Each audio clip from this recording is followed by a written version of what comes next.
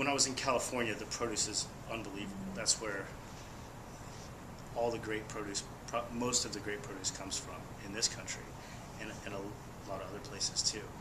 When I was in New York, you could see the difference, that they didn't have access to the same produce that you did. You can't go to the Santa Monica Farmers Market in New York City. Although they have markets, they're not the same. And all the good produce stays there, and then the rest of it gets shipped to the East Coast.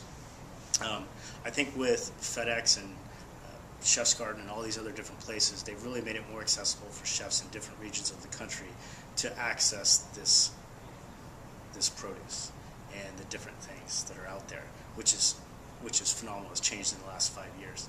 But I think that you notice when you're outside of California that you don't get exactly always such a variety of choices. You still get good produce, much better than you did, 5-10 years ago, but you don't get the same variety that they have there, where they may have like 20 different kinds of beets that are grown locally there. We'll have 10 here. So it's just, other than that, I don't think that there's really that much of a difference in the high end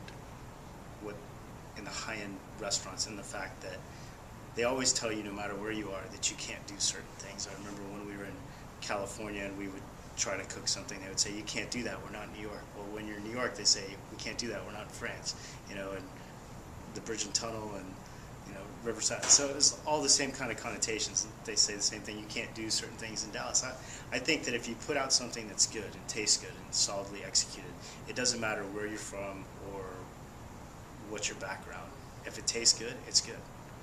And I think that's kind of our job as chefs, is to bend the rules and surprise you and make things that you never would have thought taste good, or things that you haven't been exposed to taste good. Right.